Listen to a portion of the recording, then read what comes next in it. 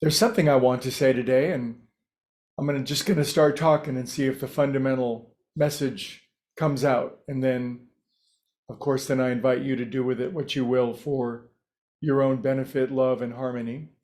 And it seems like in the spiritual game, there's this theme that you think your way into your reality, and your thoughts manifest reality, and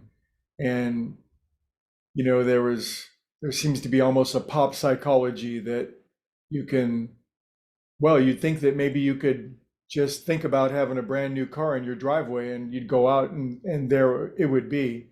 And most of us have probably run into the fallacy of that kind of thinking. And yet um, it seems to be sort of a superficial application of a great spiritual principle: as a man thinketh in his heart, so shall he be. Why is it that anytime I think something, I can't immediately manifest it?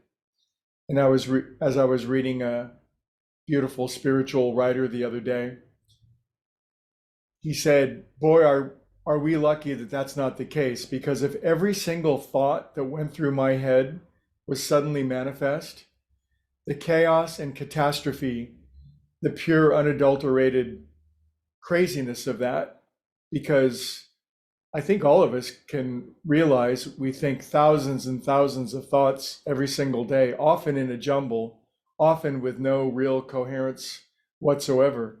In many cases, people nowadays can't really train a coherent stream of thought for any period of time whatsoever, especially in this modern age with our attention so badly fractured by so many distractions and electronic devices and the incredible busyness of life. So if I were to pause for a moment and simply watch about 10 thoughts in a row, if each one of those was manifest in the world, and that was the case for all of us, the quadrillions and quadrillions of thoughts that we're all thinking at once, and that suddenly was the fabric of our reality, I think we would have, I don't think we would have evolved. I think the human species would have died out a long time ago. We would have driven ourselves mad and we wouldn't have evolved and survived. But what I'm getting at here is there's a deeper kind of attention that we can pay. That is the most primary and fundamental form of shaping of reality. And it's a far deeper kind of attention. And I think for those who may not be familiar with it, for those who are very much on the plane of their own thinking, perhaps deep into their left brain, and their level of consciousness is mostly just the stream of thoughts going through their head, they may not be aware of a far deeper, more subtle form of attention and presence that's available to us. Now, by no means am I claiming that I have some extraordinary depth of that, but I know all of us who meditate, and all of us who pay attention, all of us who cultivate this practice of presence are developing a deeper sort of attentional awareness, a presence of being that's deeper than the surface layer of thought, in the same way that ripples or waves on the surface of the ocean are part of a great whole, the ocean itself. The ocean is watching the waves. The waves cannot see the ocean. So in our practice of meditation, as we develop, as we cultivate this ability to leave our left brain and its incessant stream of oftentimes incoherent, jumbled, disconnected thoughts, and we find a deeper brand of awareness inside of us.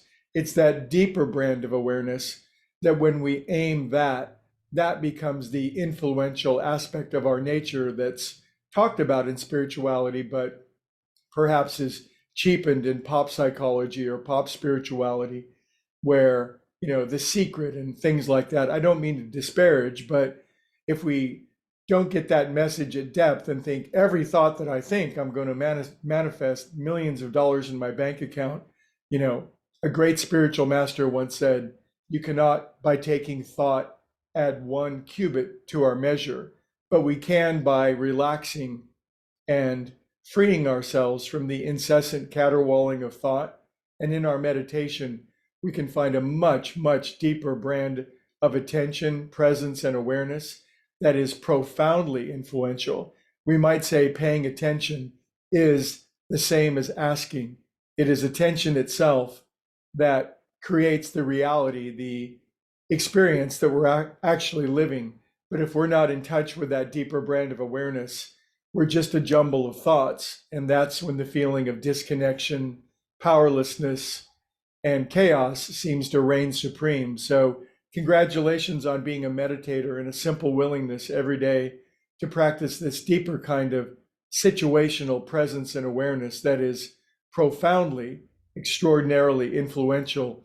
And then we can aim that toward the highest we know. You know, I'll see you tomorrow, and I plan on waking up in time and we can visit and chat about this week's topic. Have a great week.